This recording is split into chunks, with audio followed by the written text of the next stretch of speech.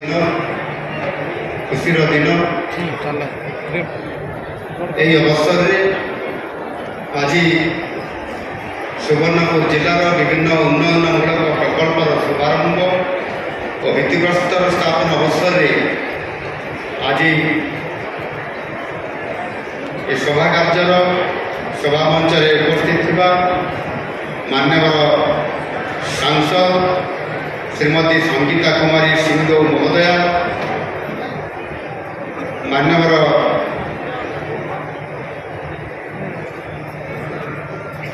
विधायक बीरमहाराजपुर श्री रघुनाथ तगदला महोदय,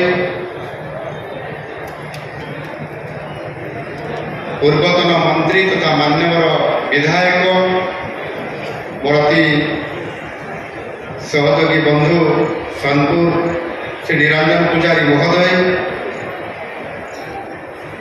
माननीय विधायक कंटाबांजी श्रीयुक्त लक्ष्मणबाग महोदय, माननीय विधायक कंटामाल श्रीयुक्त कण्ढई चरण डाल महोदय, जिलापाल श्रीमती अन्या दास, सुवर्णपुर जिलार आज ये उपस्थित थिबा समस्त बुद्धिजीवी गुरुजन बड़ भाई माने एवं आदर मोर समस्त प्रिय भाई और भौणी मैंने ये उपस्थित थी गणमाध्यम मोर समस्त प्रतिनिधि वृंद समस्त मोर जुहार।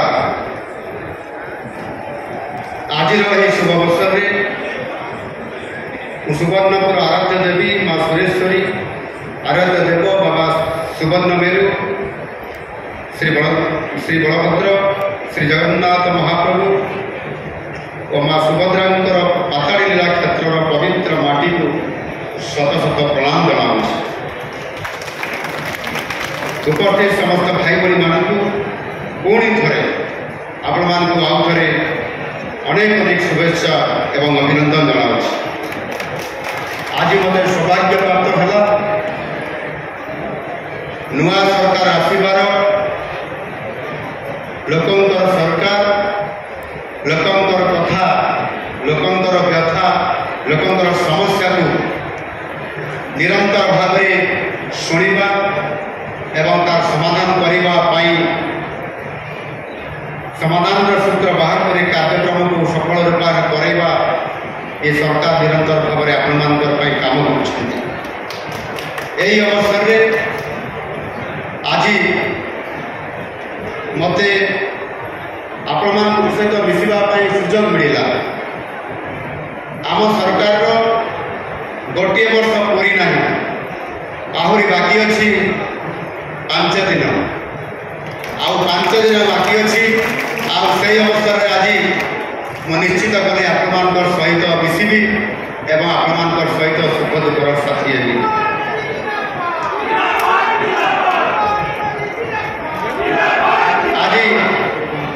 मोर तो इच्छा था आपंकर ये सुवर्णपुर कुड़िया रहा था महानदी एवं तेल नदी ये जो संगम एवं ये पवित्र सुवर्णपुर सुवर्णपुर ये पाताड़ी श्रीक्षेत्र आज निश्चित भाव ये पवित्र स्थान निश्चित भाव में महाप्रभु जगन्नाथ अस्तित्व एवं आशीर्वाद आम समस्त ओडिशार राजनीति और सांस्कृतिक मानचित्र सुवर्णपुर अंचल पुरातन काल एक स्वतंत्र स्थान अधिकार कर। सुवर्णपुर केवल एक जिला नुहे, यह प्राचीन ऐतिह्य धार्मिक भावना आध्यात्मिक चिंताधारा और लोक संस्कृतिर गौरवमय प्रतीक। लोककथा अनुसार सुवर्णपुर कोट समलाई पहाड़ को महाप्रभु श्री जगन्नाथ गुप्त लीला क्षेत्र व पाताड़ी श्रीक्षेत्र रूपे कहुए।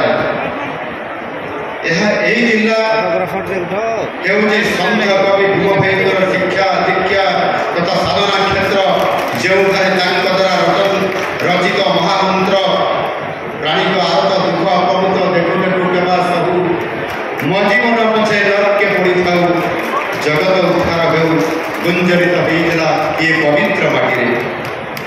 ସେବେଠାରୁ ଏହି ମନ୍ତ୍ର ମାନବିକତାର ଶ୍ରେଷ୍ଠ ବିବର୍ତ୍ତନ ସମୟ ସମୟ ଯୁଗେ ଯୁଗେ ଆଜି ପର୍ଯ୍ୟନ୍ତ ରହିଛି।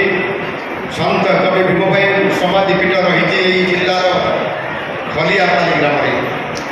ଭୀମ ଭାଇ ଥିଲେ ଓଡ଼ିଶାର ଏକ ସାମାନ୍ୟ ପ୍ରତିଭା। ଏବେ ତାଙ୍କ ନାମ ଏବଂ ତାଙ୍କ ଉଦ୍ଧୃତ ବାଣୀ ଭାରତର ସଂସଦ ମିଳିତ ଜାତିସଂଘରେ ମଧ୍ୟ ପ୍ରତିଧ୍ୱନିତ ହେଉଛି। ସାହିତ୍ୟ ଇତିହାସ କଳା କ୍ଷେତ୍ରରେ ମଧ୍ୟ ଏ ମାଟି ନିଜର ଗାରିମା ପଖାଳିଛି ସାରା ରାଜ୍ୟରେ।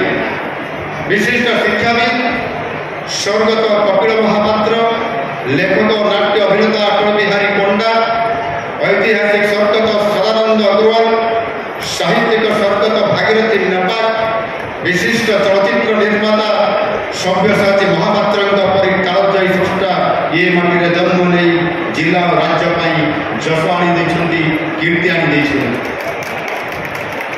ଏହି ଜିଲ୍ଲା ଆଧ୍ୟାତ୍ମିକ ପର୍ଯ୍ୟଟନ ଦୃଷ୍ଟିକୋଣରୁ ଓଡ଼ିଶାରେ ଗୁରୁତ୍ୱପୂର୍ଣ୍ଣ ସ୍ଥାନ ଅଧିକାର କରିଛି। ମହାନଦୀ, ତେଲ ଓ କର୍ପୂର ନଦୀର ତ୍ରିବେଣୀ ସଙ୍ଗମରେ ବିରାଜିତ ହୋଇ ଜିଲ୍ଲାକୁ ଦ୍ୱିତୀୟ ବାରାଣସୀ ବା ପ୍ରୟାଗ କ୍ଷେତ୍ର ବୋଲି ଏ ଅଞ୍ଚଳକୁ କୁହାଯାଏ। ଆଉ ଏହା ହେଉଛି ପ୍ରୟାଗ ପରି ପବିତ୍ର କ୍ଷେତ୍ର। ଆହୁରି ମଧ୍ୟ ଶତାଧିକ ମନ୍ଦିର, ଅଷ୍ଟ ଶମ୍ଭୁ, ଅଷ୍ଟ ବିଷ୍ଣୁ, ପାତାଳୀ ଶ୍ରୀକ୍ଷେତ୍ର ଓ ମା ମେଟାକାନୀ ତଥା ଆପକ୍ଷ ଘାଟର ସମ୍ମିଶ୍ରଣ ଏହି ଜିଲ୍ଲାକୁ କରିଛି ଆହୁରି ପବିତ୍ର। ସୁବର୍ଣ୍ଣପୁରର ଲୋକ ଉତ୍ସବ ମହା